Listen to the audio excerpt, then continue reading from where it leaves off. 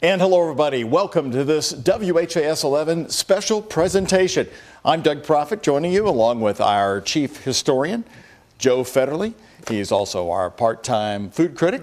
You do good job on that. Thank you. Try my best. And one of our chief editors. And Joe also loves the WHAS11 archives. For Derby 150, we had to do something special for you, and we're going to take you back 29 years to what we called Derby Splendor, 1995. Joe, this VHS tape still has the wrapping on it. Tell me why this was so special.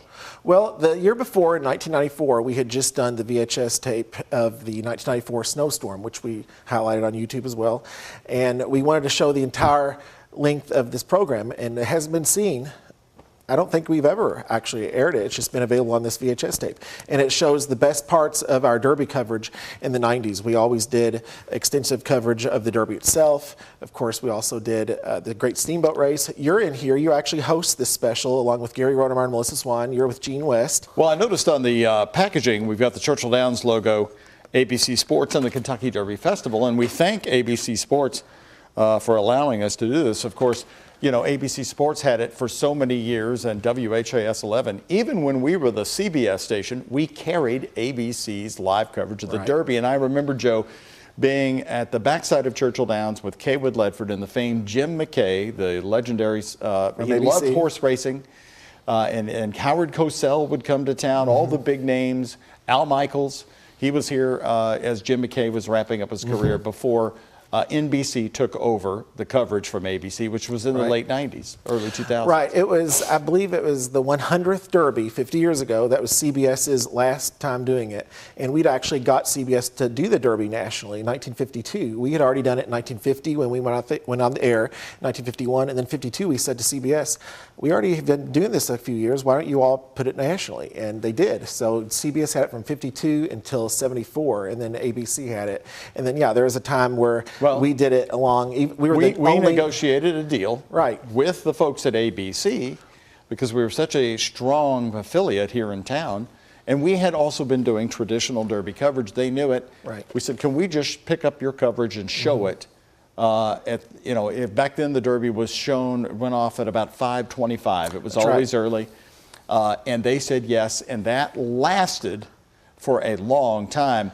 And you know why the Derby was at 5:25? And Churchill used to work in concert with the Louisville Restaurant Association because if you got out of the track by 6 o'clock or so, the restaurants in town could get 3 turns of the table. Really? And they loved it.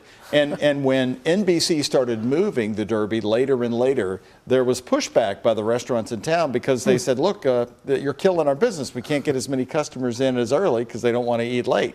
But, you know, that's the world we live in now.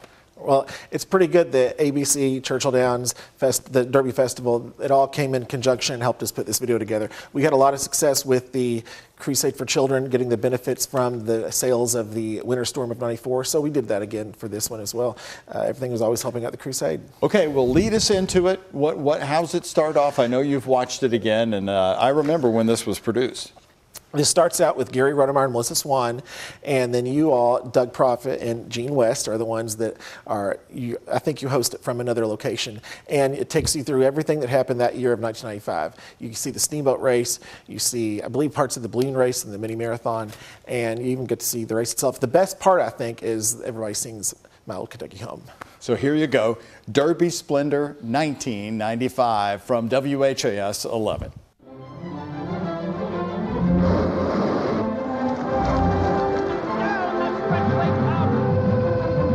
Kentuckiana's News Channel, WHAS 11, presents Derby Splendor, Derby 121.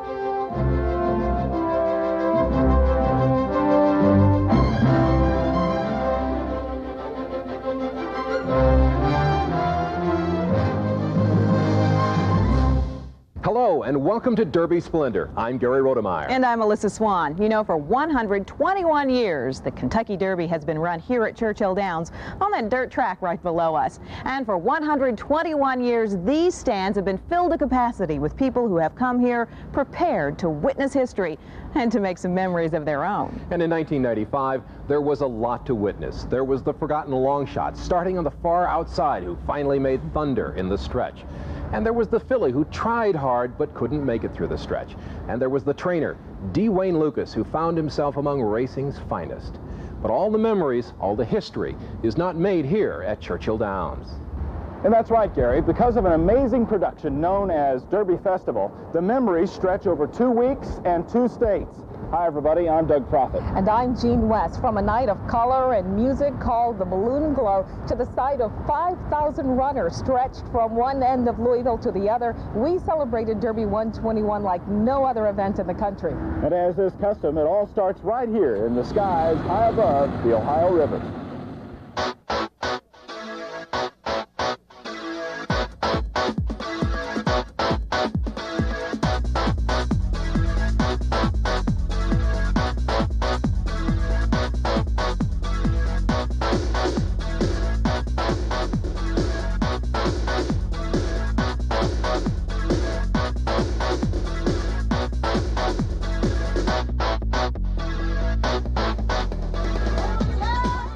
Cruising up and down the Ohio River on the Thunderboat.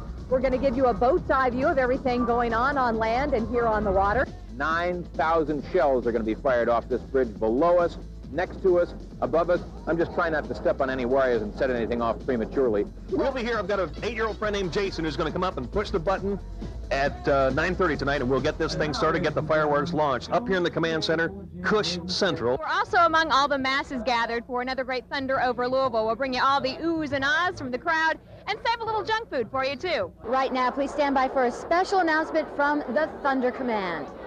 On this great day of celebration, our hearts are also deeply saddened by the recent tragedy in Oklahoma City.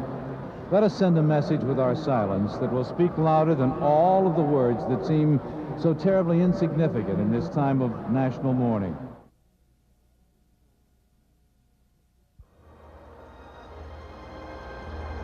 When freedom called, I answered and stayed until it was over there. I left my heroic dead in Flanders fields, on the rocks of Thoroughbred, the bleak slopes of Korea, and in the steaming jungles of Vietnam.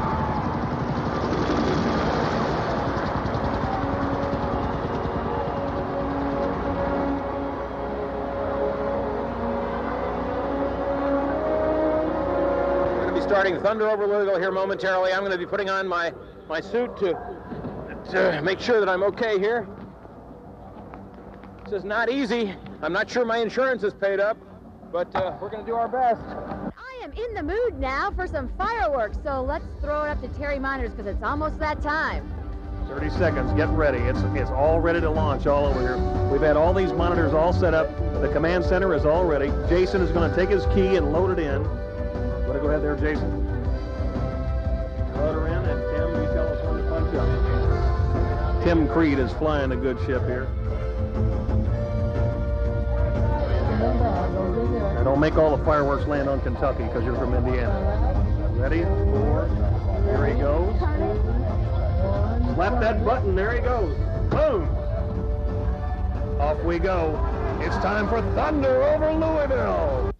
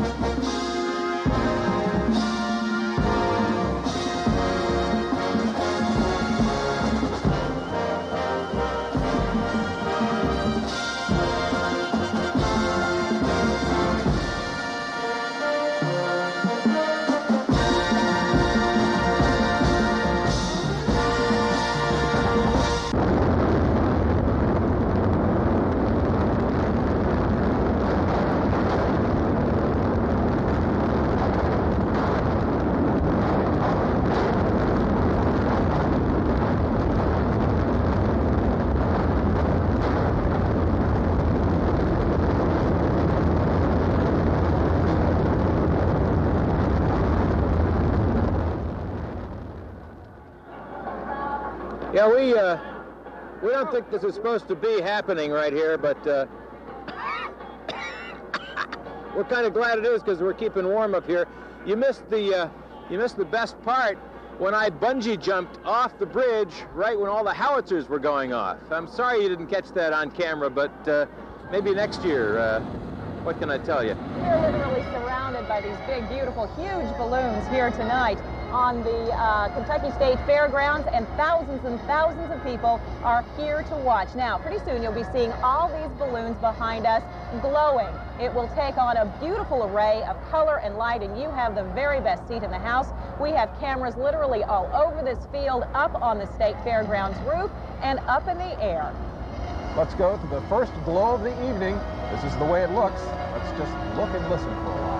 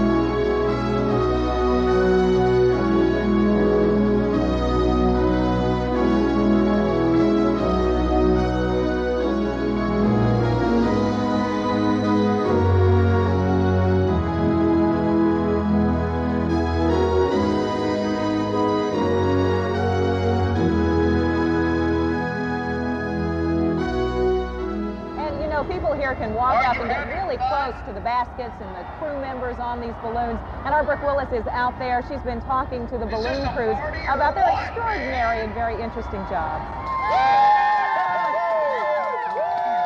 Hey, come on up. Look at where I am, in the Domino's Pizza balloon, no less. I'm a wannabe pilot, but actually Steve Hoffman is the pilot here. All right, number one question. Be a lot better when you answer this. How many pizzas fill up this balloon? About 150,000 pieces, steaming hot from Domino's Pizza will fill up the Domino's Pizza hot air balloon. Woo! Yes, yes, but can you deliver in 30 minutes or less? Guaranteed during Derby week by balloon. If you can catch us and the wind's going your way, we'll deliver by balloon. Now, you guys had a tough time getting out here. What happened? Well, we left Richmond, Virginia about 4 o'clock this morning. We had a little mechanical breakdown in Oliverville, Kentucky. Great people there. We're going to send them lots of pizza, but we made it here in time for the parade, and we're here to have a great time during Derby week. Yeah, enough of that. Let me play pilot for a second here, okay? Here we go! Guys, again, in Kentucky, we start our kids well early on following the finer things in life. Nicholas here is checking out the racing form, which is good because this is a racing state, correct? Yes? Right. Yeah, absolutely. Let's go talk to a guy who actually is a little bit like Eltish, the horse that's coming here from England. It's Peter Mason, the gentleman who captains, pilots, I don't know, is the maestro of the racing form balloon. Hello, Peter. How you doing? Hi, fine, thanks, Jeff. Just give me a moment while I put a burn in. Oh, yeah, by all means.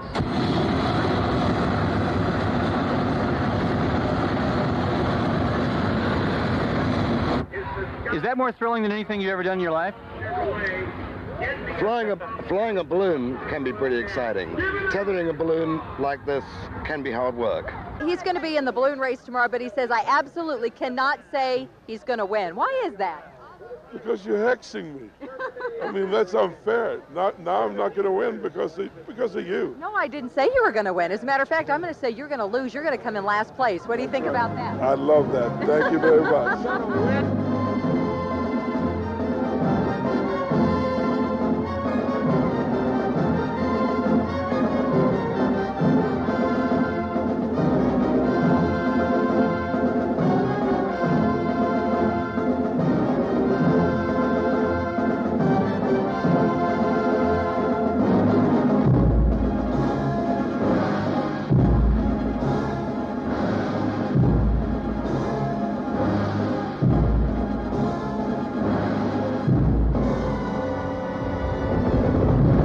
Live here with you straight up until noon. That's because this is a big day and we have a lot to cover for you live. The Great Balloon Race, which is scheduled to kick off at 7 a.m. for everybody just waking up. Nothing happened overnight to cancel it. It is still on. Then the mini marathon starts at 8 o'clock. We'll have full live coverage on the air and all over the ground. And then opening day at Churchill Downs. Can we possibly fit anything more in? I don't know. I think we need to just go on straight to 6 p.m. tonight. You're looking from Sky 11 down onto the state fairgrounds where the people have gathered to watch the Great Balloon Race. The balloons spread out over the ground, about to be inflated so they can lift off. The clock is ticking, and in just a few minutes, the race will be underway. The Great Balloon Race, of course, and we're going back up to Sky 11 where our Chris Turner has the view from above. Chris, do you feel the excitement even way up there? Well, sure you can, because this is a spectacle. You don't see too many things with so many hot air balloons so close to each other in the air, and certainly with all the colors of the balloons. You know, they don't have these rainbow paint schemes or these bright colors like the bright yellow or bright pinks for nothing, because it is quite a spectacle, particularly when you look up into the sky and see them against the sun as it's rising this morning. You can see that there is an enormous crowd here for this. Thousands of people waiting for all these balloons to inflate. As soon as they can, oh, here we go. Here we go, here's the countdown. And they're off! The air balloon, the lead balloon, Bell South Mobility, is directly over Freedom Hall right now. And it's basically hard to tell which direction pilot Jimmy Parker's going right now with the calm winds. Now, as if the balloon race isn't enough for us this weekend, there is another race in town as well. The mini marathon, of course, and runners are already lining up to take on that 13.1-mile course. Our Ann Jewell is along the starting line at Iroquois Park, and there are some early birds there stretching out, getting ready to go, right, Ann? There are indeed right behind me here, Ann. Yes, the runners are showing up and stretching out and getting ready for this big mini marathon. It's the 22nd running of the mini marathon. It's the largest participation event of the festival.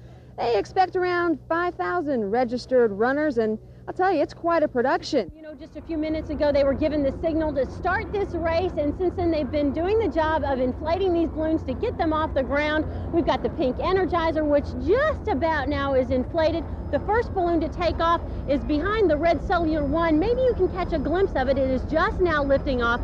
The first balloon of the Kentucky Derby Festival's Great Balloon Race is lifting off right now. It's Pepe Kroger's balloon. Are you ready?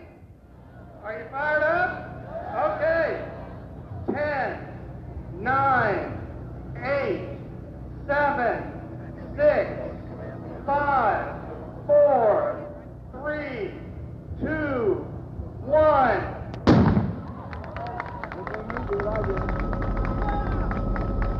Y'all are looking great.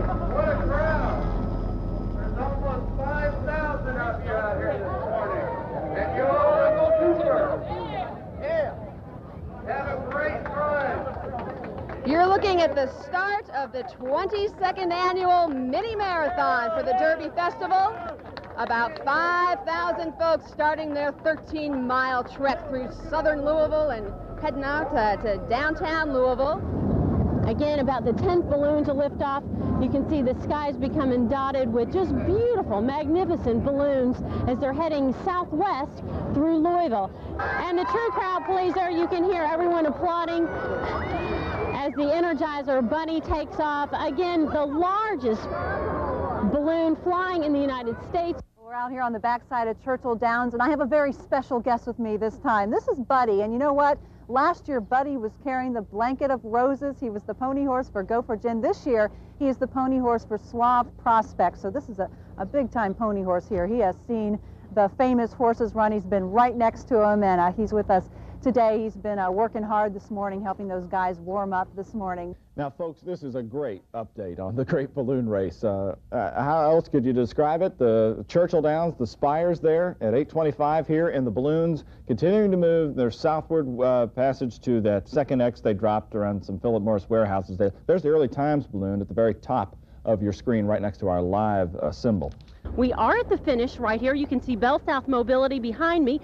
They have already taken off. They went ahead and left their X right there, and I have to tell you, the first balloon to make it over to this X, it was a perfect mark. Now let's go back and take a look at that. It happened only about 5 minutes ago. Again, the first balloon to make its way here. You could hear me commenting, perfect. Hit it right in the middle of the X. Just an absolutely perfect shot by Bell South. I think that was by Liberty National Bank, yes. The first balloon again to make it here. She has moved from the starting line down to the finish line. Hello, Ann. Hello, Doug. That's right. We took the easy way. We drove down here. Now, all those runners, of course, going 13.1 miles to get to this spot where we are right now. The crowd is gathering down here, as you can see. Pretty nice crowd. Everybody ready to cheer them on when they come on down. The clock up there, we're just about 55 minutes into the race. We just heard that the lead runner is at 4th and Hill. Expect him here in about 5 or 10 minutes. We'll be seeing the lead runner. Here is the lead runner live from Sky 11 at 9:02. We're bringing you exclusive coverage of the mini marathon this year here on Saturday morning. This is Jim Estes, I am told, and he is closing in on the finish line in downtown Louisville. Great job. 13 miles later. Here he comes, ladies and gentlemen. 103.24. What a great finish. Hold in. 103.33. 103.33. And here he comes. Let's pull it in. 107.35. Here he comes. Looks like Jim Estes.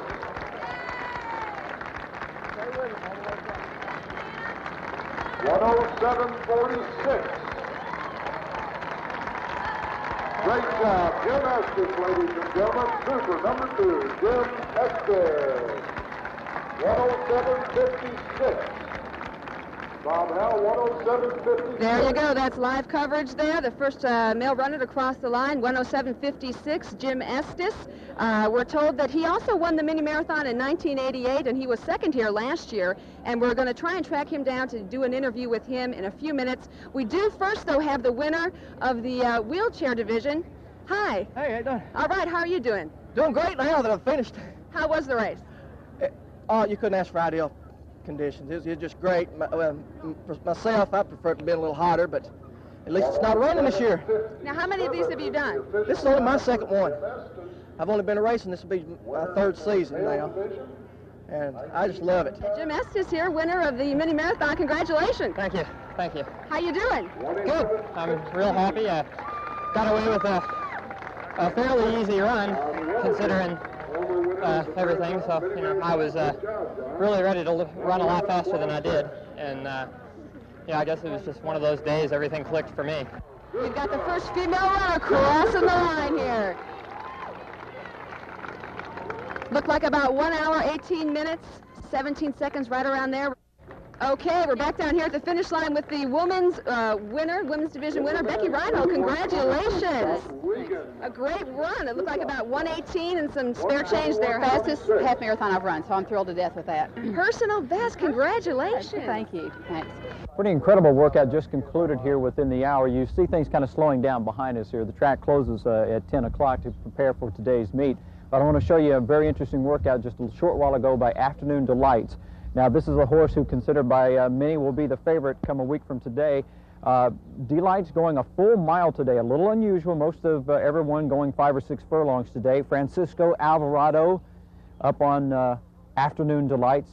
Back down on the finish line, Ann Jewell is standing by with the captain of Team WHAS, and she's going to also run down the names of the other people who came across the finish line. Now, check his pulse, Ann. Make sure he's doing all right. He looks just great, Doug. Looks just great. Gary, how you feeling? I feel fine. I finished stronger this year than ever before. I think I started out a little slower. I ran a little smarter race, and our WHAS racing team did a wonderful job. Scott Tucker, 121.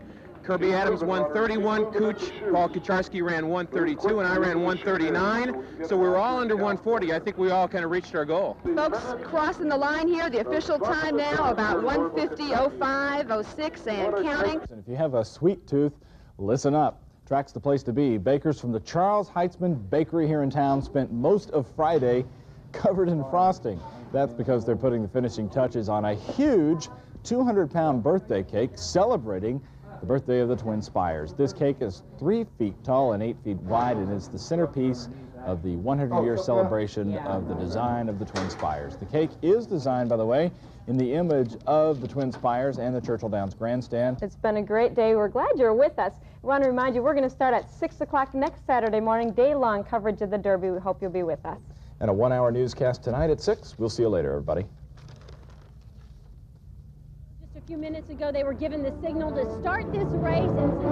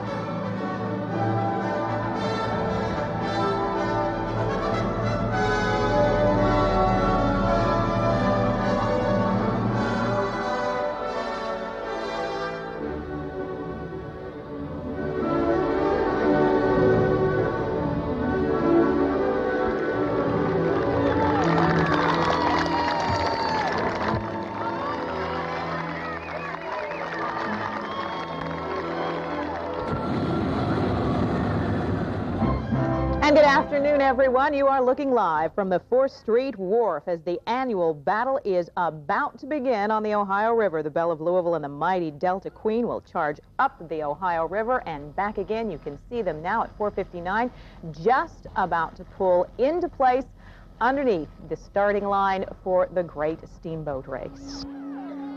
For 1 year, the coveted gilded antlers have been in New Orleans, perched aboard the mighty Delta Queen. With great fanfare, the trophy was taken to the Queen after a victory that left the Belle of Louisville lagging far behind. It wasn't even close.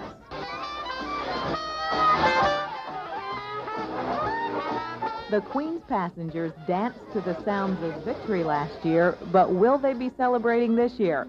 Or will the Belle of Louisville be the first to cross under the finish line? And the race is about to get underway now, so let's check in with our Julie Koenig. She's aloft in Sky 11 for the race. Julie, can you tell us, has it started yet? Did anybody get a jump start this year?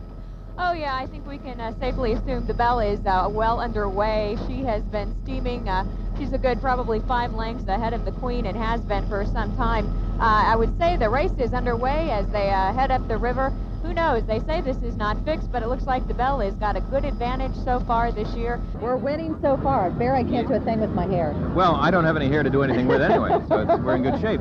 All I can say to the Delta Queen is nanny, nanny, foo-foo. We started before you. You're so mature. Yeah, well, I'm sorry. Well, what did they say that Captain Fitzgerald says? They have the brawn, we have the brains. This race is not fixed. It's not fixed. I have to say that Captain Monahan did sit a bit after the gun went off, but it's not a fixed race. He's a rookie, and Maybe he didn't know when the race is supposed to start or something. Rachel and Barry aren't shooting straight with people, Gene. The Belle has cheated.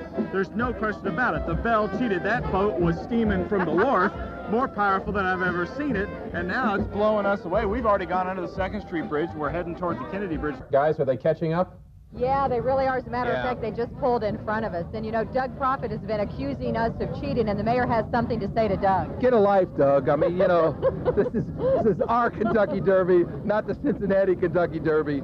You know, we will ultimately win this one way or the other. Right now, it looks like we're going to have to win it the other. Are you willing to say that we're going to resort to mendacity and... I'm not sure I know what mendacity means, but deceit, yeah, I know what that means. Yeah. And the answer is, if that's what it takes, that's what we'll do. Okay. Julie, are you seeing the same race we are, the Delta Queen ahead? Yeah, she's still ahead by about 4 boat lengths. The good news is, in about the last 2 minutes, the Queen has not gained it all on the Belle. We'll show you the latest from up in our bird's eye view. The Queen's still steaming ahead. We're probably about halfway into the race right now. I can see a 6 Mile Island from here. The Belle's chugging her own sweetheart out. She's slowly but surely maybe closing the gap. And Rachel, maybe you can give us an idea of what's going on in this race. I think we're closing the gap. I do. Forrest Clem, our photographer, keeps telling us we're catching up, we're catching up. So Forrest is going to take a picture. And it does look like we're getting a little closer. We used to be about 4 boat lengths behind. I'd say we've cut it down to 3, so we are keeping our fingers crossed aboard the Belle. And what do you guys think? Don't we look closer, Gary and Melissa? The Queen is now well into her turn. She started probably about a minute ago. The Belle is coming up on, if there's a buoy that's just above that towboat, she's maybe got a 2-3 minutes, the Queen's got a 2-3 minute lead on the Belle. Queen now firmly around the buoy, heading back, just passing 6 Mile Island, and the race is on to get back to the 2nd Street Bridge. You are watching live coverage of the great Steamboat race, and you see a great steamboat there racing back to the finish line. That is the Delta Queen. Here's the news channel. The Belle of Louisville is lagging behind, but it does look like our Belle is picking up a little bit of steam and moving closer. We want to show you where we are. Here's the 2nd Street Bridge, Clark Memorial Bridge, getting ready to pass over our heads, and we'll just stay on right here until we go into the finish line, Gene. That's it, and the folks, the Belle is kind of moving up. It looks like it's going to be close, but this is going to be a photo finish. It's going to be pretty close. Very close. Very close. Oh, my gosh. And we're under. That is one of the closest finishes I've ever seen. For the Delta Queen. I guess we won. I think we won.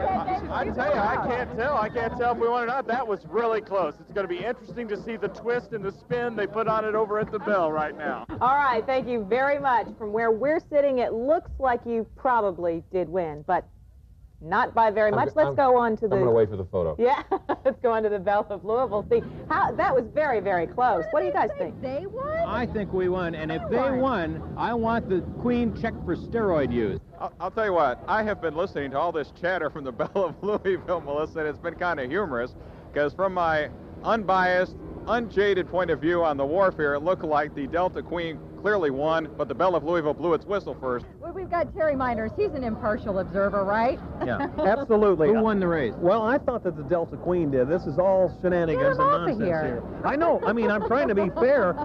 Didn't you think we cleared the Clark Bridge first? Well, we did. I've just never heard of that rule before. I think they make up rules year by year. Doug and Jean, you are on the Delta Queen. You're hearing all of this talk about actually the Belle of Louisville got across the finish line first, and that's what counts. Yeah, the hooting on this boat was the cheering of victory. Right. Because the captain said, we told the captain that Fitzgerald was saying he won, and we really can't say what he said. Remember, he's an Irishman. Family show. But in other words, he's definite that the Queen won. Now, I mean, the antlers are still up there. Antlers are right here. In fact, nailed to the Pete Longson, front of our the boat. photographer, is going to walk right up here to the front of the boat. Go ahead, Pete, and show them the antlers. They're show here. them where they are. And the They're captain's right here, standing there. and He's in no we're hurry. not giving them up, Rachel and Barry. You're going to have to come over here and get them off this boat yourself, and bring the mayor with you, I might add. Well, who won the great steamboat race and the gilded antlers, the painted gilded antlers, emblematic of river supremacy? I've always wanted to say this, folks. Let's go to the videotape. That's and right. We'll show you the end of the race. And The here it News is. Channel photographers have taken these pictures of the end of the great steamboat race, and there you see the Delta Queen crossing under, and there you see the Belle of Louisville back to the Queen now. But now the bell says she cleared the bridge first, and maybe she they may be got right. a point. She may be right. Do we go back to the Delta Queen yet? One more time back. Ah! Yes. And Proof. it's- Ooh, well. The News Channel photo finish right there. These are the Derby princesses, and they were all on the Belle of Louisville, right? All right, who won? We won. We did. And we're not getting off the Belle of Louisville until we are declared the winners. But you guys showed the videotape. Really, there was That the was proof. brilliant stuff. Thanks. Rachel was saying that they were going to stay on the boat until they're declared the winner. I hope they both bought a change of clothes. And the because antlers aren't moving. They the are still antlers here. aren't- Neither's the Nobody, captain. He's still standing up nobody there. has tried to get it. just looking very confident. I want your judges' ruling. We won without any question. It was a clear landslide in behalf of the Belle of Louisville. And the judges say the Belle crosses first. Belle did it, buddy. Belle did it. So the golden antlers are paraded off the Queen, relinquished to the crew of the Belle. Was it fair and square? But I think the Belle clearly was a superior vessel, and they deserve to win. Even as the trophy is hoisted in victory, the losing team is gracious in defeat. You know, it's good for them. It's nice for them. This kicks their season off. You're a very good sport. That's what the hell. That's the way it goes. What a sport indeed. Now, the Delta Queen captain says he'll be back. He wants those antlers back next year, Melissa. Meanwhile, I don't know if the rules of this race today are changing the Derby at all, whether the horse whose tail crosses first wins the Derby. That's something to think about.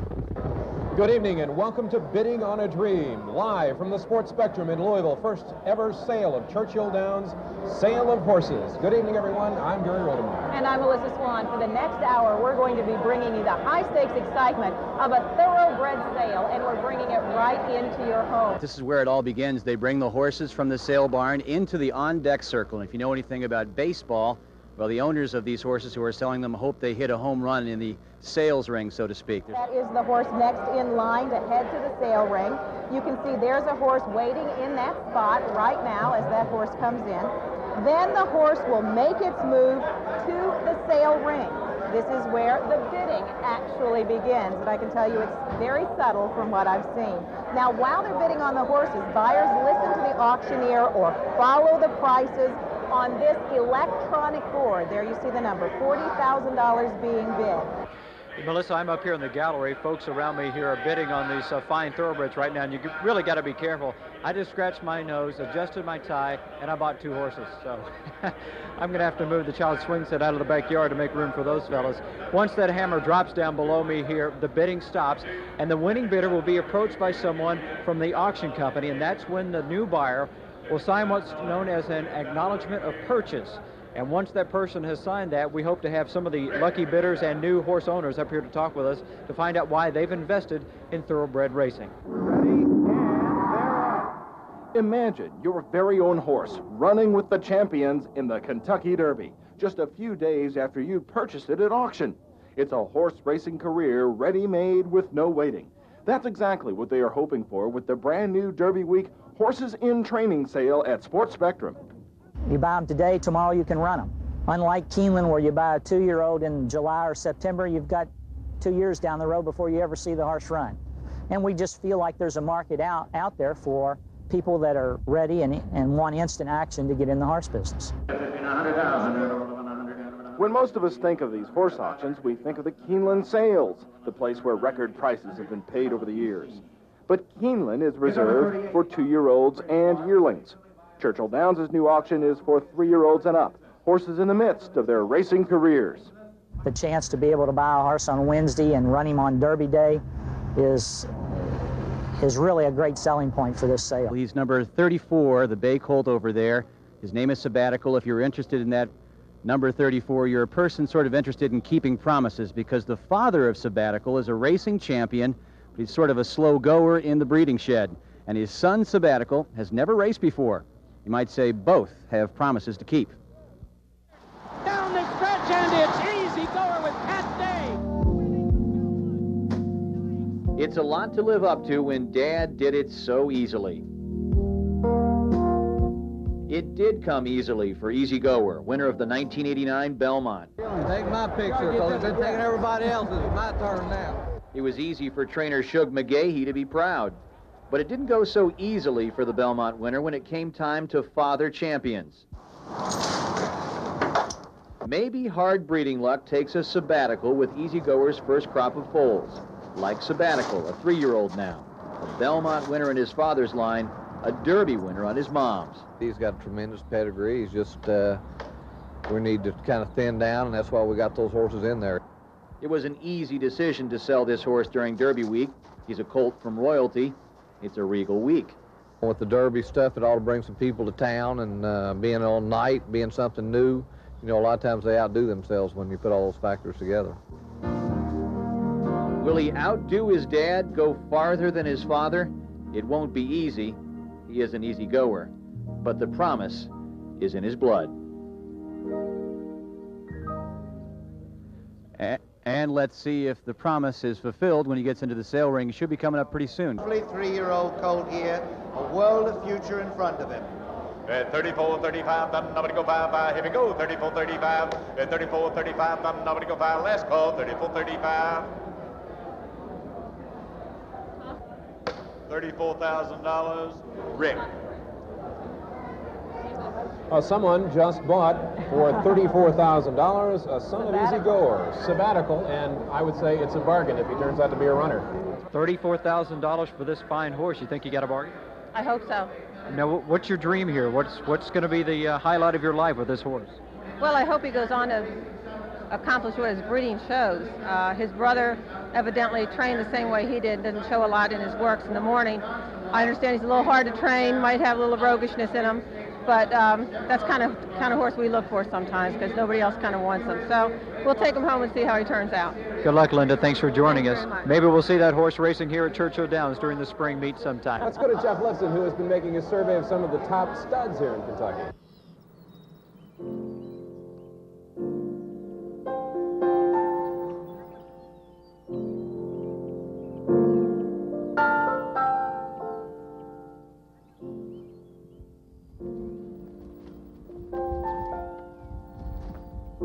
This is the place to be, you know. I was in California for the last 6 months.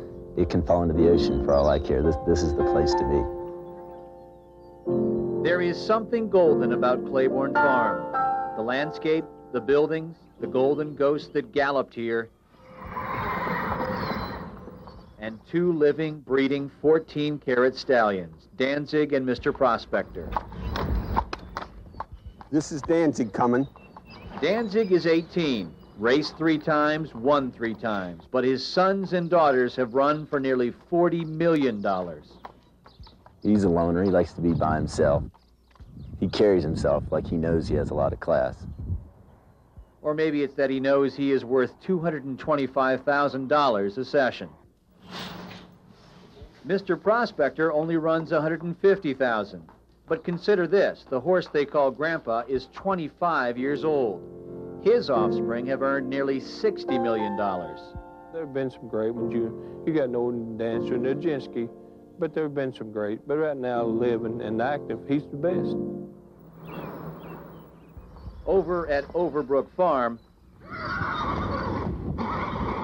they think they have the new cat's meow. He's the new wave, the top of the new wave of stallions. This morning, Stormcat will be in the breeding shed with a mare called Barbecue Sauce. The 2 have already made beautiful music and a lightning-fast champion together. Tabasco Cat! His name is Tabasco Cat. So we may have seen the Triple Crown mating today. And I think he's readily mentioned with Danzig and Mr. Prospector. You know, you always hear about these three. The three that could instantly make any farm a golden one. A jam-packed Derby Museum. You can feel the electricity in the air here, Gary Gupton. And you can barely hear each other right now. Gary Gupton, we are here where in just a few minutes you're going to get to know the 121st Kentucky Derby a little better after we have the post position draw, which is going to start here in just a couple of minutes, Gary. It's a very exciting time, and of course we're going to add a little suspense to the Kentucky Derby, which is the greatest 2 minutes in horse racing. Now, a Derby race has never been won with a post position. But boy, there are a few that have been lost with post positions in that dreaded outdoor auxiliary gate on the outside. And there are 19 horses today, and so somebody's going to be in that outside gate. We're going to find out where they're going to break from the gate in just a moment. But before we do that, let's take a look at some of those 19 horses who will be contending for the 121st Kentucky Derby. Trainer D. Wayne Lucas says there are 6 serious contenders for this year's Kentucky Derby, and he's got 3 of them.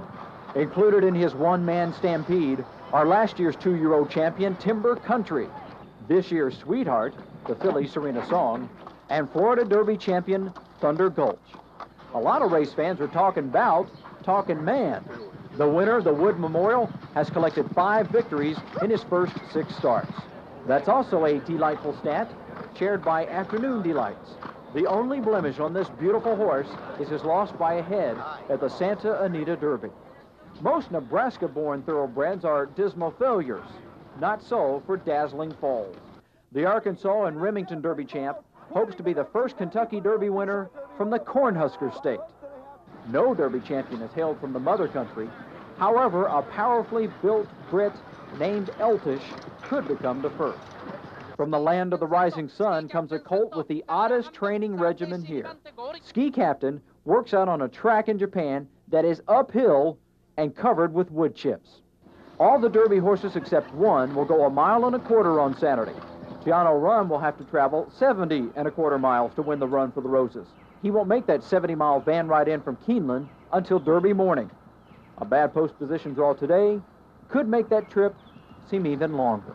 You've never seen something like this happen before. We want to explain it to you. We want to show you how this pill pour works. Now, normally you don't wear an apron when you're doing a post position draw. However, my mother always said when you're working with ingredients, wear an apron. So, Mom, I'm following your advice. Ingredients. You start with these entry blanks. There's one for every horse that's entered in the race. And they have the name of the owner, the trainer, and the horse, Larry the Legend, and Timber Country, and Afternoon Delights, and so on. What you do with these is you shuffle them up randomly, and you put them in this box. The other ingredients are these pills. They're little red, round objects with a number on them. Each one represents a gate number. So if there are 16 gate positions, there are 16 pills. Here's how we go. Let's cook this thing up. 16 positions here. And now let's get started. I'll need some help because you need to pick the entry form before you pick the pill. I'd like to have my friend John Pennington, who's doing the camera work, to do that. John, would that be okay? Okay, John. Okay, John. Pick something. Thank you very much. What was the name of the horse there? Ah, Afternoon Delights. Afternoon Delights will be going from the 3 hole, or the 3 post position in the gate. You put that down here. And so on and so on and so on until you get all the gate positions picked. So, ladies and gentlemen, good luck. And John, thank you very much. Gary Rodemeyer with Gary Gupton back at the Kentucky Derby Museum. Let's go to the floor for the post position call for Derby 121. 17 for the Japanese horse Ski Captain. The gray from Japan comes in and draws 17. Taki will be riding, one of the outstanding riders in the world. Number 4. Number 4. The speed horse, winner of the Bluegrass, Wild Sin Randy Romero will be the rider. Wild Sin, number 4. Number 12. Number 12. Mr. Backrack, Afternoon Delights on the outside in the main gate. Kent DeSomo rides Afternoon Delights, number 12. Number 15. Number 15. Again, you're talking about the auxiliary gate, and out there, Timber Country, Pat Day to ride. Pat Day riding Timber Country. He'll be in the first stall, the auxiliary gate, post position 15. Number 19. To the far outside, number 19 goes to the English Invader, Citadine. Eddie Maple will ride. Citadine draws 19. 13. Number 13, Bob Beverly Lewis, Serena's Song will be at 13 near the outside of that main gate. Corey Nakatani rides the filly Serena's Song. She'll carry, of course, 121 pounds. Number 7.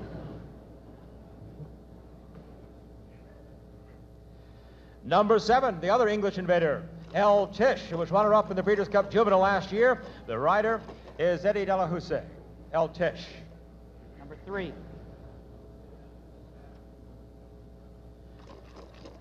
Number 3, Jack Oxley, John Ward's Pyramid Peak, the winner of the Flamingo Stakes. Herb McCauley rides. Number 11. Number 11, Canada's champion, Talkin' Man with Mike Smith. Number 16.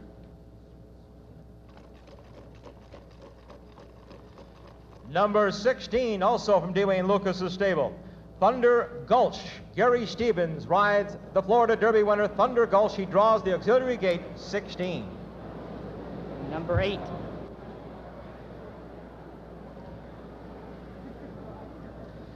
Number 8, Lake George. Shane Sellers will ride Lake George, number 8.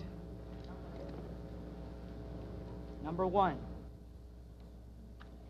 The rail for the 121st Kentucky Derby goes to a horse who's really been rolling of late, the Nebraska bred, Dazzling Falls, winner of the Remington Park and the Arkansas Derby. Garrett Gomez rides. Dazzling Falls has the 1 post. Number 18.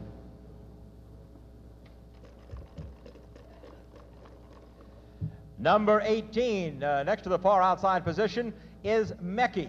Mecky, winning the first Derby of the year, the Fountain of Youth at Calder. Robbie Davis has the ride. Number 6. Number 6, this is the Nick Zito. Julie Crone, Suave Prospect, draws number 6. Number 9.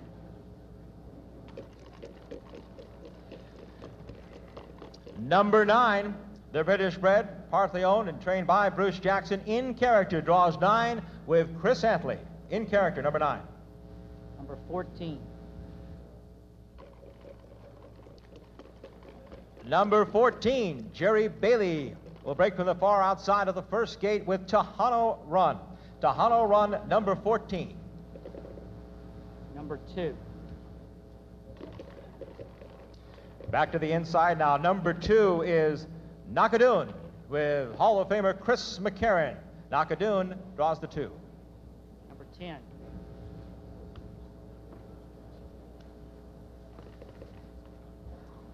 The English bred, Jumron. Jumron draws number 10 with Alameda riding. Number 10, Jumron. Got to be number 5. Our last pill out is number 5, and that will go to Jambalaya Jazz, the other part of the John Ward entry, trained by John Ward entry and owned by John Oxley. Again, that is Jambalaya Jazz, number 5, and that is the post positions for the 1995 Kentucky Derby. I have Kenny McPeak, who trains Tahano Run, who drew the 14 position, and he's been smiling, so it seems like it's a pretty good position for your colt, who is definitely not going to be the speed burner off the bat. Right. We ate dinner with Jerry Bailey the other night, and he said, I'd like to be either 4 to 14, and we're in the 14, and it looks like there's 3 horses on our inside. We ought to have a good, clean trip, at least the first half mile. We've got Serena on the inside of us, Afternoon Delights and Talking Man, so we're happy.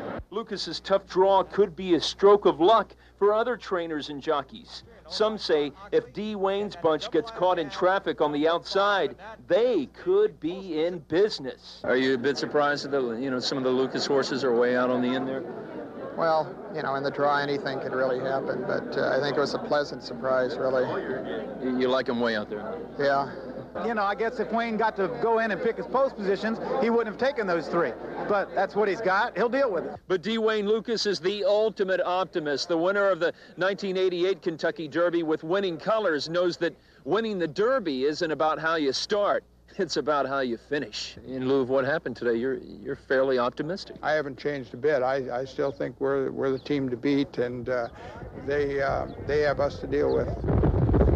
It's Oaks Day 95 at Churchill Downs, and WHAS begins our live coverage of this race for the fillies. Good morning, everybody. I'm Jean West, and this is a special Oaks Day edition of your News at Noon. You know, they call Oaks Day Louisville's Day at the races. If history repeats itself, there will be a crowd of more than 80,000 people here. And if you can look behind my shoulder, you can see folks are already gearing up, ready to check out the first collection of horses that will come in through the paddock, ready to race.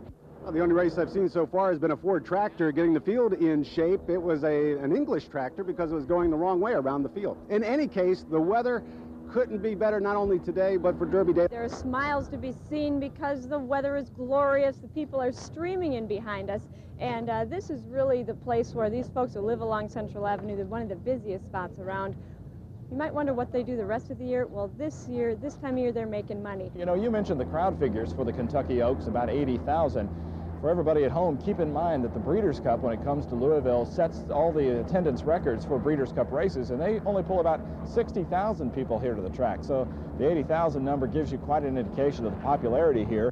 And yesterday afternoon, Kroger Florists began the task of weaving together the prize, the garland of lilies. 133 of the best stargazer lilies are used to make up this blanket. Each of the lilies is inserted into a water vial that's sewn into the blanket. The entire blanket weighs 19 pounds. It will be presented to the winner of the Kentucky Oaks race later this afternoon. But of course, Serena Song has decided that she's not going to race here. She's going to race in the Derby.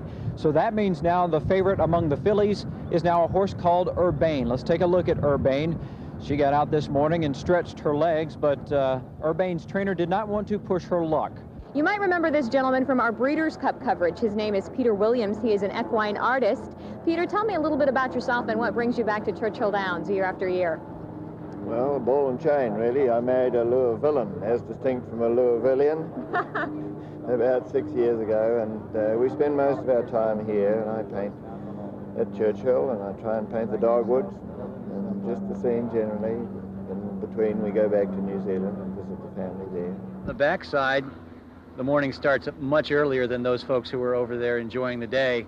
This is sort of the down day before the Derby, and the folks who have those 19 horses who are in the Derby tomorrow don't have a lot to do. There's not a lot of work, there's just a lot of worry. And I guess the question for them right now is, what do we do now? It's the day before Derby. Are there enough donuts left for the backside crowd? See, when Derby favorites like Timber Country really don't have much planned for the day before D-Day, V-Day, the silly questions wash over the backside. The horses can't answer, so the trainers are getting pretty tired of it. What's the stupidest question you've had asked of you this go-around? There's a lot of them. That'd be hard to figure out, that one. I'll be glad to get that out of the way. I mean, I realize how important it is, but it gets redundant. It gets old. If your horse isn't ready by now, if the jockey isn't sure of the game plan by today, well, you might as well just head right home or to the doghouse. So why can't we run for the roses today? I'm ready. My horse is ready. That's why I want him to run. He's ready to go. You know, when I get a horse ready, let's get it run, you know. Are you ready to run this race today? Would you like to get this over with? I wish it was yesterday. What's that? I wish it was yesterday. But, yeah, it'd be great if the race was today. But we could wait till tomorrow. I guess that's just another silly question on the down day, if you're in the Derby. Don't believe that I asked any of those silly questions. Mine were all insightful and brought the best out of the trainers who obviously, respected the things that I had to say. And if you believe that, then I have a bet that I want to give you on Derby Day.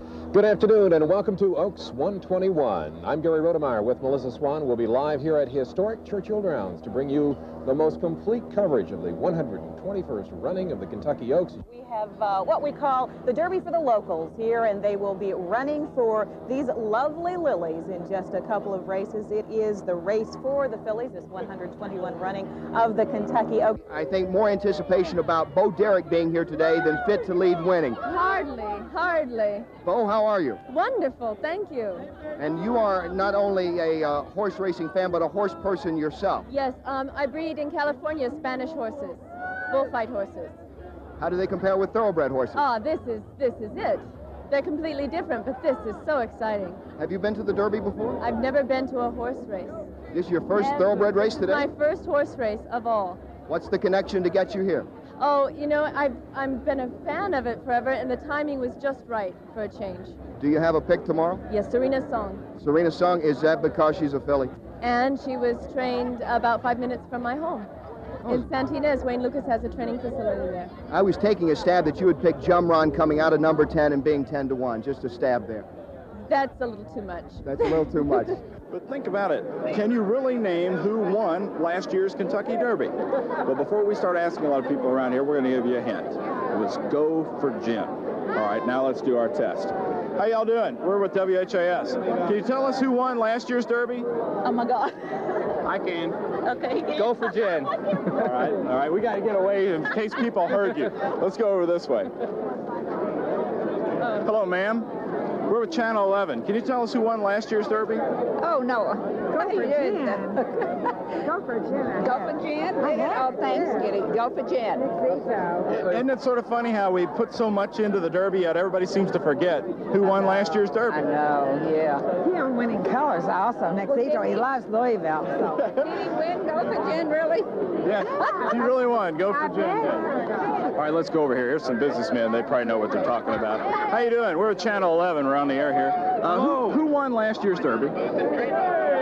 I haven't the slightest idea.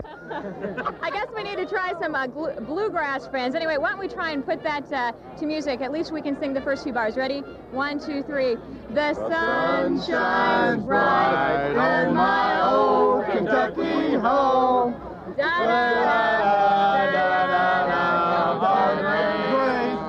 And we'll continue choir practice a little later. Joe is the guy who is the entire marketing and advertising department. Half a block away. We'll get you right in here right now. That is what you call a mouth. How did you develop that throat, Joe? Just DJing and running my mouth completely all day, every day, and that's just what it's all about. Just get out here and run, keep it going, keep it going. How you doing? Where's this at? Where's your car at? Right there, that van. Right there? Half a block that way. That's a promise? Half a block? We're right here at half a block. You see the light? Yeah. That's a half a block. Count it off. If you were a horse, it'd be a furlong. We're going to pull you in here. We're going to pull you right around here and have you parked in right here, ready to go. He never stops. He never stops until this entire lot is full. Listen to this. If this were one of those E.F. Hutton commercials, this place would fall silent because when D. Wayne Lucas talks, people listen. Thanks for joining us. Wayne, you've got a horse coming up here at Caterpillar. What chance does she have in this? Well, we'd rather have the other one if we were going to try to win the Oaks. I think Urbane's going to be very, very strong in here. Caterpillar's a good, solid filly. She's earned her way into this race, but I think that she's going to have a very, very good trip in order to upset this one. I mean, let's be realistic. Mary, my feet are killing me. Well, you know, we've been out here covering all the way around the downs for such a long time. I'm awful tired, but Do we have to walk all the way we back? have to get all the way back to Churchill Downs, the main gate, which is that way. Wait. Hauled to the Oaks? Yeah. Oh, TJ. We may have found the right thing. Oh, you're in here? Yeah. How much does he charge? Now, let's go find out. First of all, who are you? I'm TJ Nelson. And now, what's the idea? We've seen everybody trying to make a buck on the Oaks today. What's your idea? Hauling people around. Hauling anything, just about anything around. In this little wagon here? Yeah. How much for Barry and I? $5. $5 for the two of us? All right, Bear. Okay, here we go. Here, hold this.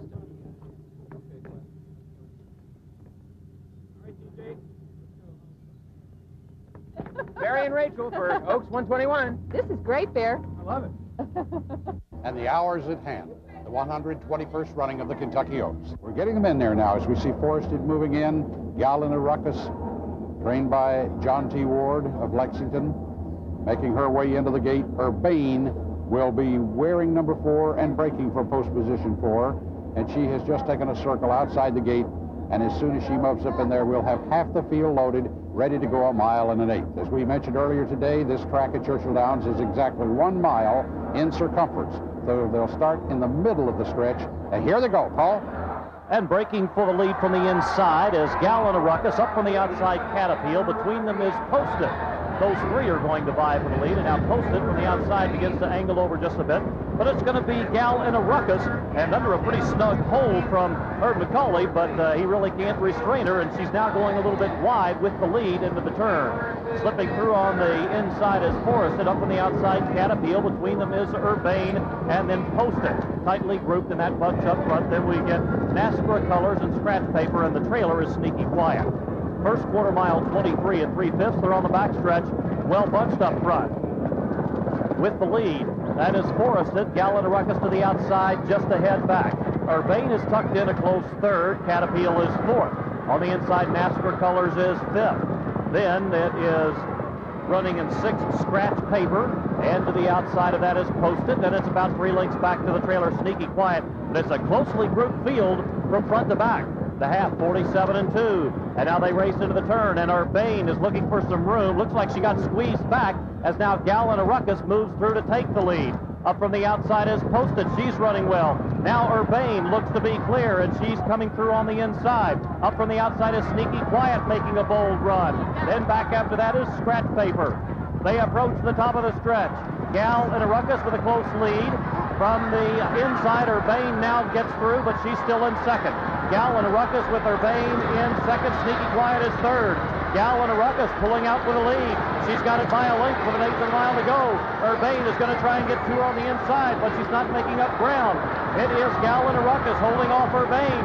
Gal in a Ruckus with the 1.5 lead. We come to the wire. Urbane can't get to her. Gal in a Ruckus in a big upset wins the Oaks over Urbane. It was Sneaky Quiet in third, and NASCAR colors was fourth in a time of 1 minute 50 seconds flat.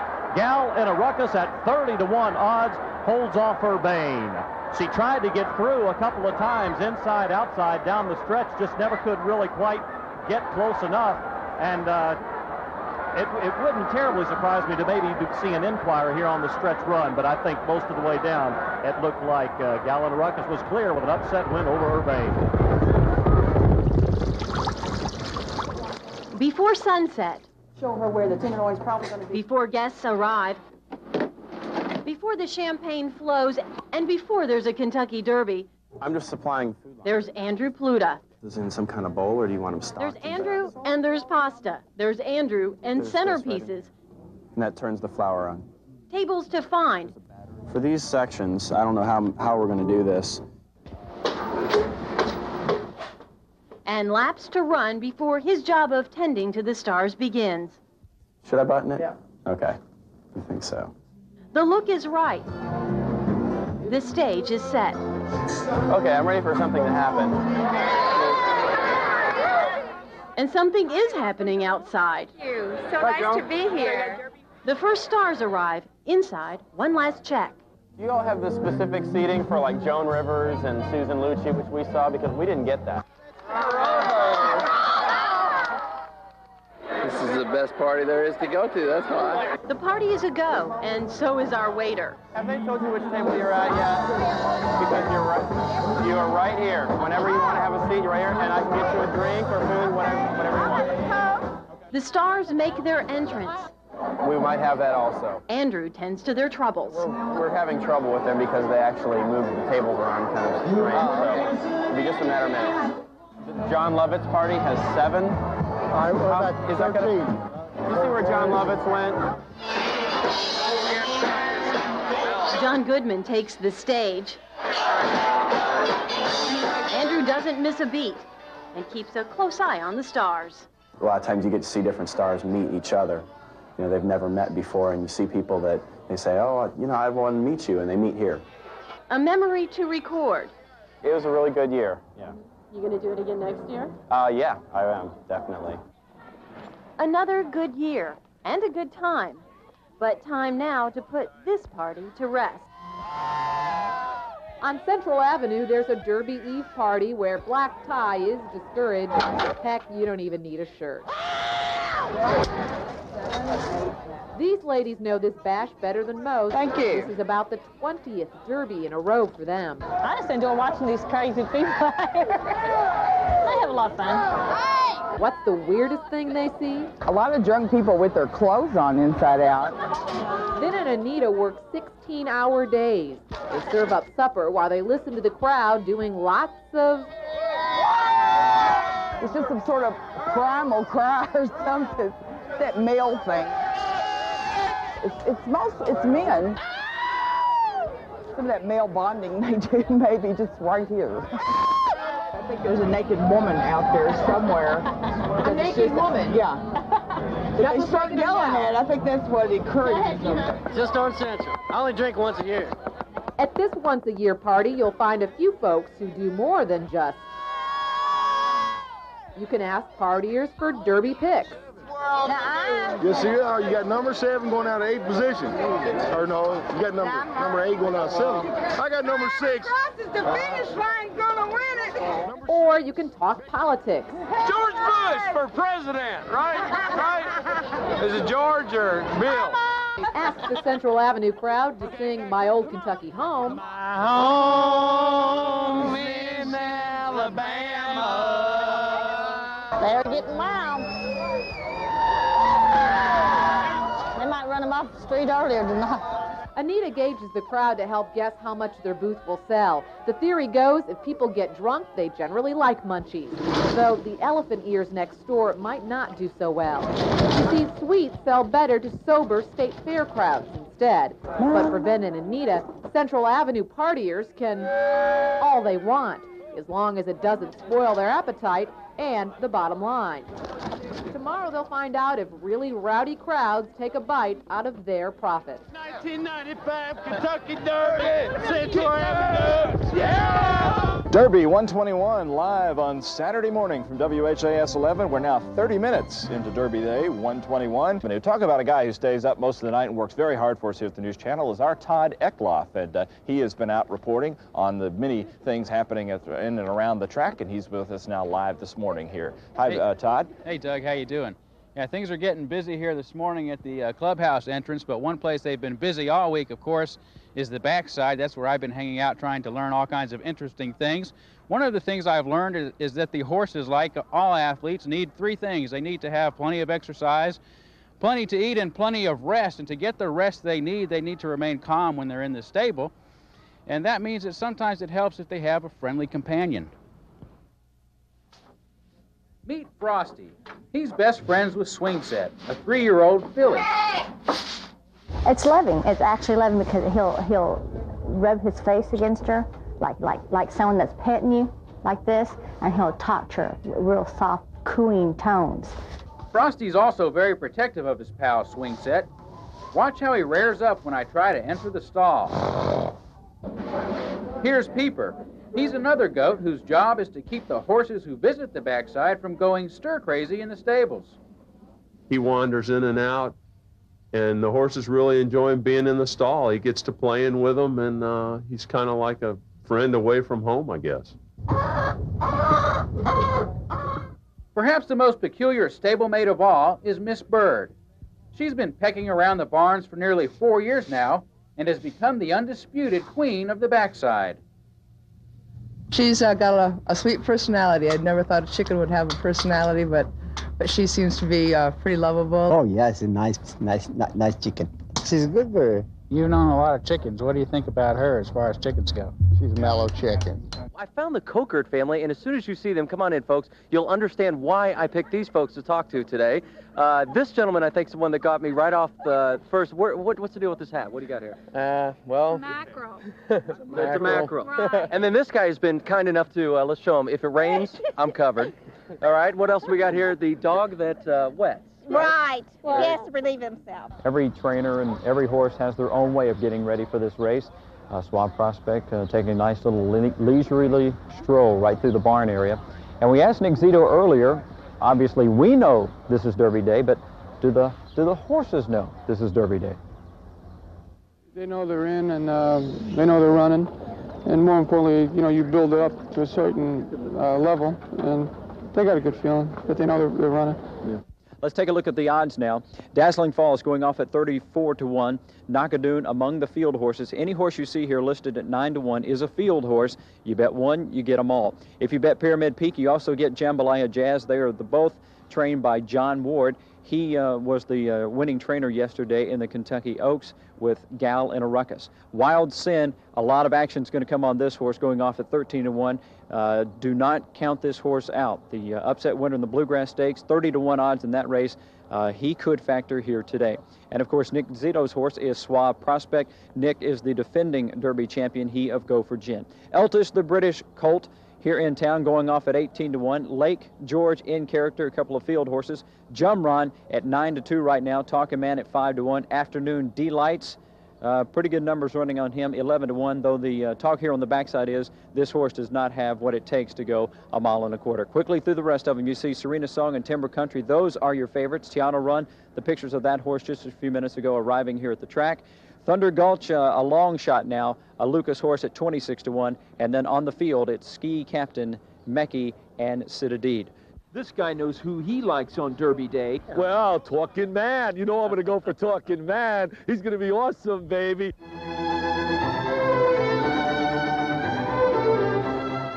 Good morning, live from Churchill Downs. It's Derby Day in Louisville, Derby Day in Kentucky, and Derby Day all across this great nation.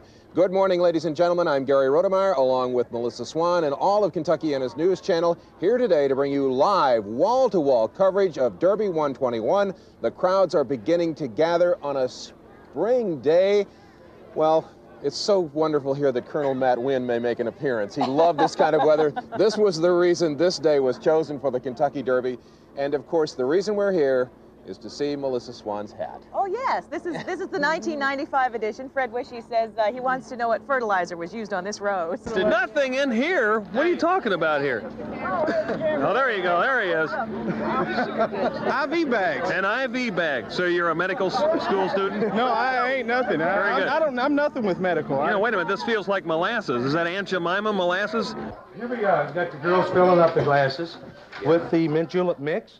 Okay. From there, what goes in a mint julep mix? Okay, actually, you got 2 ounces of early times bourbon. Yeah. Then you've got the syrup that's also pre-mixed in it, and the ice goes in with that, and then from there we put our mint in it. And that's guaranteed Ohio River ice, right? Oh, you better believe it, guy. Okay. What else? Right, you see the girls are over here now, and the fellas putting the ice into the glasses.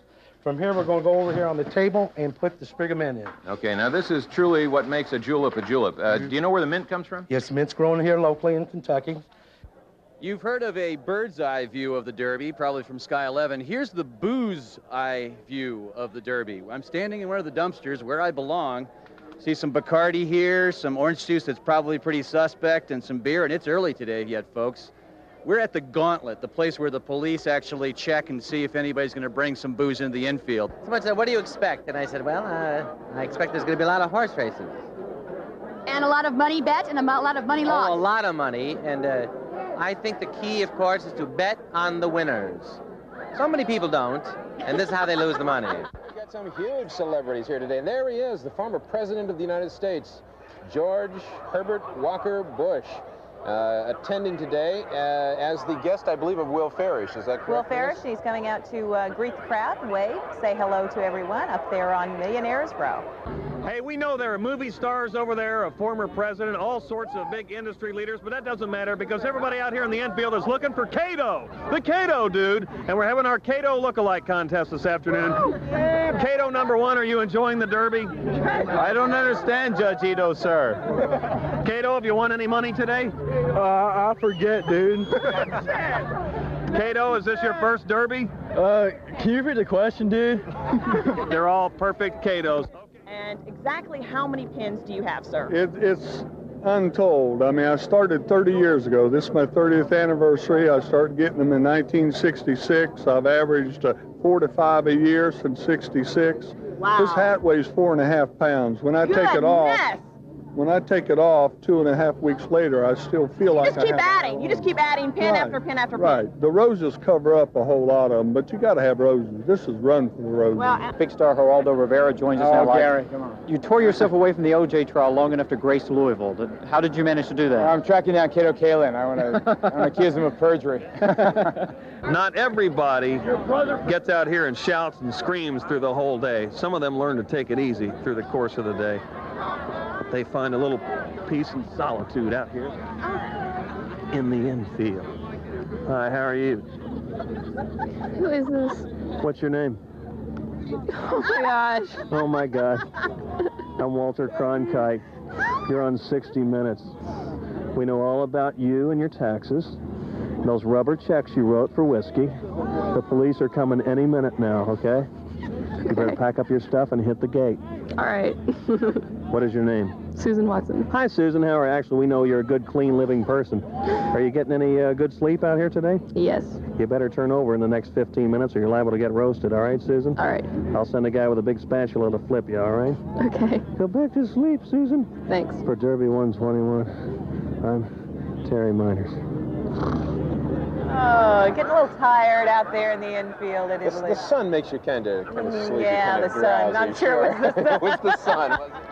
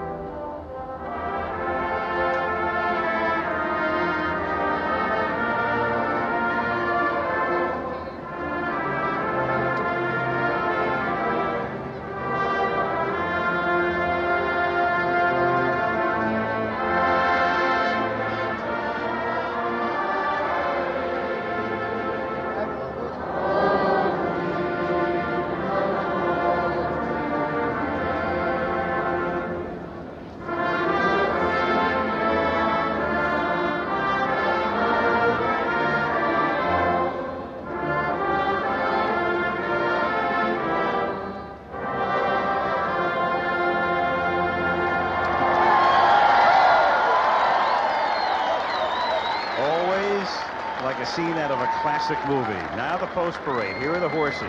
Number 1 is Pyramid Peak. He is part of an entry along with Jambalaya Jazz, each owned by John Oxley and trained by John and Donna Ward.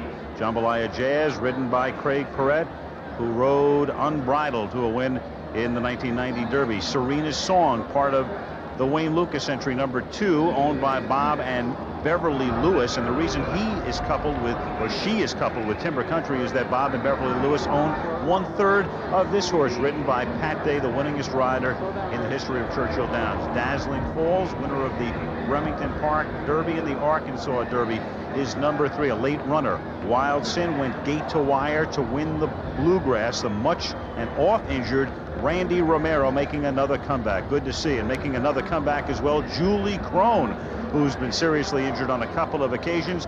She's aboard Suave Prospect, the contender. Nick Zito seeks his 3rd Derby win. Eltish ships in. Eddie Delahousie is great with rear runners, a guy who can pick a spot and find a spot and knows his way to the winner's circle. Jumron, another late runner, number 7. Gonçalino Almeida, a Brazilian, is the rider. His first Derby. Talkin' Man. After the 2 wins in New York, Mike Smith is up. Roger Atfield, the trainer. Afternoon Delights with 5 wins and a 2nd. Afternoon Delights, the Burt Bacharach horse. Richard Mandela, who won the earlier turf race. The trainer, Kent DeSormo, the rider. Tejano Run, who came in this morning, as we mentioned before, from Keeneland. Jerry Bailey up. He rode Sea Hero to a win in '93. Kenny McPeak trains him. Thunder Gulch, Gary Stevens aboard. He was aboard Winning Colors in '88 for Lucas, the 6-5 favorite in the Bluegrass, who finished 4th in that race. Number 12 is Knockadoon, one of the field horses. He gets Chris McCarron, though, in the saddle, a Hall of Famer and two-time Derby winner. Lake George, named after that lake, the beautiful lake in upstate New York near Saratoga, ridden by Shane Sellers. Number 14 is In Character, a late-charging horse. Chris Antley, another Derby winner. He was aboard Strike the Gold in the Iron. Ski Captain, the horse from Japan. We have talked about him. Yutaka Taki comes in from Japan to ride him. Meki, number 16, has not won a race in his last 6. Robbie Davis, over 2,200 career wins, but it's his first Derby mount. And rounding out the field, number 17 is Citadine. Eddie Maple, the veteran jockey. His last win was a year ago in May of '94. The horses load, a field of 19 getting ready for the start of the 121st Kentucky Derby. And for the call of the race, Dave Johnson. There's Jambalaya Jazz, couple in the wagering at Pyramid Peak. Jerry Bailey right there with Tahano Run. And there is Timber Country, last year's 2-year-old champion with Pat Day, moving into the first stall of the auxiliary gate. Interesting that the horse from Japan, Ski Captain, was really never let go to gallop. The two handlers just stood aside him as he came to the gate. There's Lake George, part of the 6-horse mutual field. Just a couple more to load. Meki moves in, and Citadine. Is that gray horse 6 out starts, there, all of those in Europe. All 3-year-olds. The filly carries 5 pounds less. 126 for the males.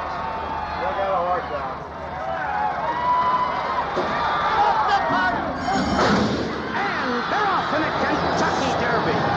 Afternoon Delights gets away quickly, and Serena's Song is expected on the outside.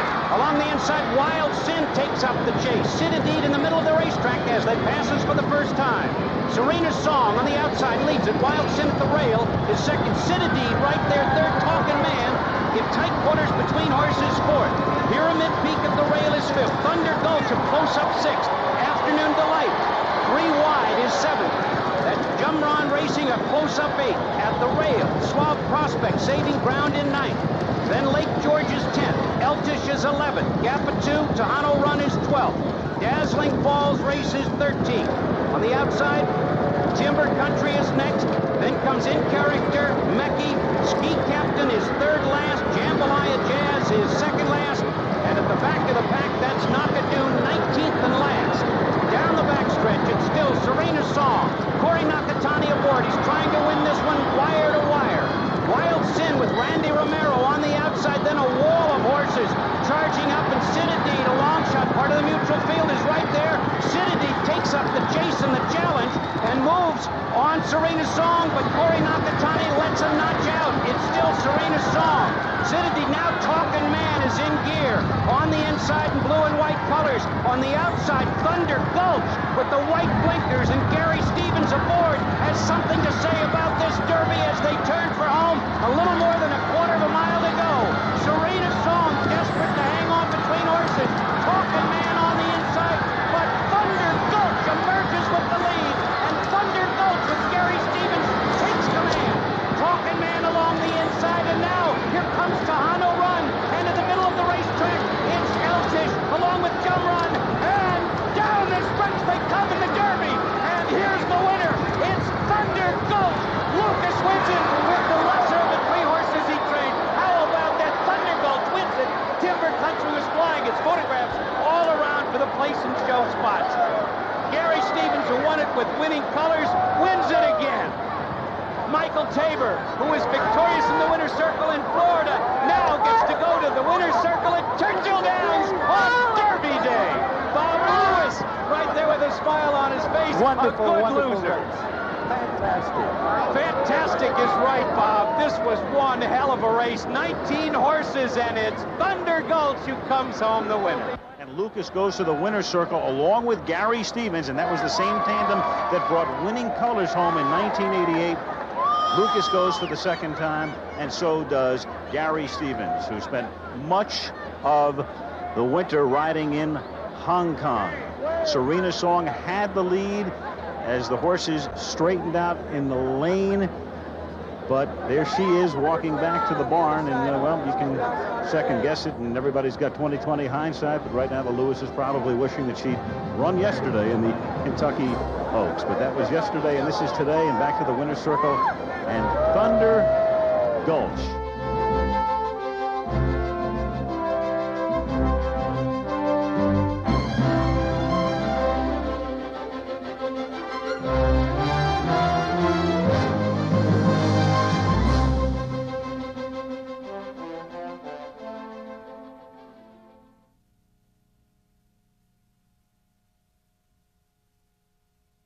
That was a lot of fun to watch again. Joe, one thing that strikes me was the Great Steamboat Race. You know, the crowds were enormous back then. Right. Thunder over Louisville hadn't become the giant spectator draw yet. There's a lot of belief that that's what sort of killed the crowds on Great Steamboat Race, because the Great Steamboat Race, think about when it happened. The Wednesday before the Derby, it was the first big real event of the week, and it was held downtown at the waterfront. Everybody came down the line, the shoreline in Indiana and Kentucky, and you know, now it's so much different. Right. Well, we had so many crews. We had it covered from beginning to end. I mean, it was a huge event. Everybody was talking about who would get those golden antlers. Golden. They were the gilded antlers right. at first. Now they're the silver. Now they're the silver antlers. They've painted them over the years. Yeah. Well, thank you, Joe. Well done finding this. Thank you. It's amazing what we find in the WHAS11 archives. Joe Federle is our chief historian. I'm Doug Proffitt. Once again, this has been a WHAS11 News special presentation.